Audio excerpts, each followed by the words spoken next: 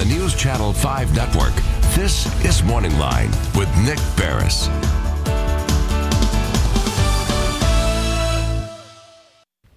Good morning, everyone. Thanks for joining us on Morning Line. Nick Barris here with you. We've got a good show on tap on this Tuesday. We're going to be talking about something that affects us all one way or the other here in the state of Tennessee. And there's many layers of it all. And we're talking about mental health treatment. This is Mental Health Awareness Month.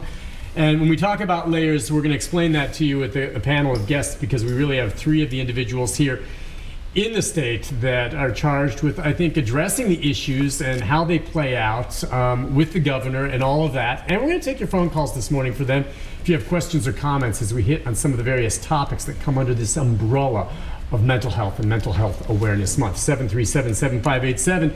Let's introduce them to you this morning. Here with us, they're all from the Department of Mental Health and Substance Abuse Services. The Commissioner, Marie Williams. Good morning to you, ma'am. Good morning to you. Thank you for coming on. Bo Turner and Matt Yancey. Also, both of you work with the boss over here. We do, yes, and love it. And you love it. Well, listen, thanks all three of you for coming on. It's a worthwhile topic. So many things to touch on. Let me ask you, Commissioner, just Mental Health Awareness Month. I think that speaks for itself, but you know, this time, this place in the state of Tennessee, what do you think of the emphasis that you want to get out there for folks on a month that's dedicated to this? Yeah, one of the things we want to make sure that people know, and I'm so grateful to have such a great team up here. Matt and Bo are great leaders over their respective areas. Bo's over hospital services and administrative services, and Matt does our community behavioral health part. But our main message is this, that there is hope. It doesn't matter what mental health diagnosis you might have or what problem you're dealing with. If you will seek treatment, recovery is absolutely possible, and it is real, because we know that treatment is effective. And so our main message today is going to be to talk about ways in which people in this state and this community can access treatment resources for themselves or the people that they love. I mean, that's the whole key on all this. But admit it, you're swimming upstream. Yeah. I mean, I'm just saying, we don't have enough beds for mental health treatment in the state. I've talked to people and done stories before where they have a loved one that they're desperate trying to get them into care, and they can't find it. So when you talk about finding it, that's crucial. How do you do it? So let me say something about that, Nick.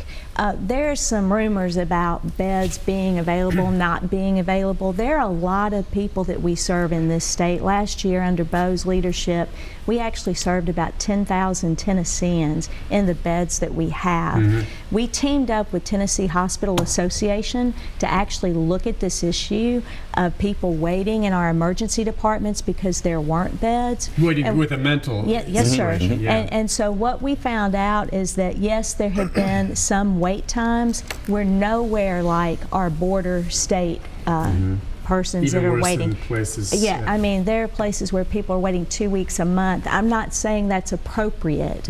What I'm trying to say is we recognize this issue. We put together a task force to deal with this issue. We have a fantastic paper on our website that talks about what we're doing to address that issue. And in the last year, we have seen a decrease in number of people waiting for our institute beds. Remember, I can't speak about the private insured people. I can only tell you about our institutes, as well as the time that they're waiting. And I'd like to ask Bo, is there anything you'd like to add to that? Well, I think we've been very active with the Tennessee Hospital Association. In fact, our Chief Medical Officer, Dr. Terry Holmes, has been instrumental in developing treatment protocols and medication protocols to really manage aggressive behavior and complex psychiatric behavior in the emergency room, because not everybody that shows up in the emergency room in distress is necessarily appropriate for admission, any more than everybody that shows up with some chest pains goes to the cardiac care unit.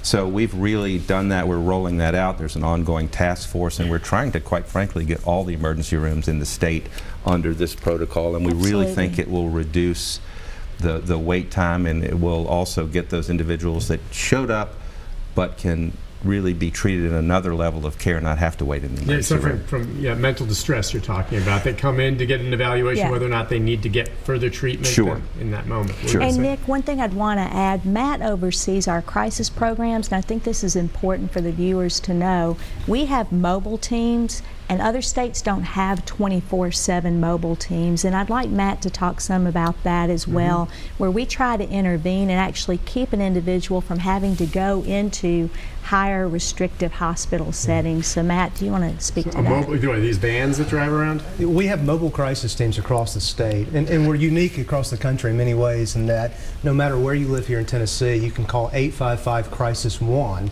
and get an assessment over the phone if needed. A mobile crisis team consisting of clinicians will come to where you are, whether that be the home, if you're a young person, it could be your school, where they'll do an assessment there with you to determine if hospitalization is in fact needed. The other thing I would note too is that we're fortunate here across Tennessee to have crisis stabilization units. We actually have one here in Nashville that the Mental Health Cooperative operates. They have a crisis walk-in center. So we're actually trying to divert people from the emergency departments to utilize these community resources like the walk-in center here in Nashville. Okay, and so I'm just wondering, if someone is watching right now with what you're talking about and they have a loved one that they know is in some real mental distress, schizophrenic, bipolar, whatever, and what do they call? Do they call that, what you said, 855? Crisis 1. Crisis 1. Okay, and that's a state-run hotline? That's right. In which case they can call and tell you about their situation, and how does that typically play out? And there, we've got the information on the screen. So they make that call, someone answers, they tell them, and then typically after the evaluation, what happens?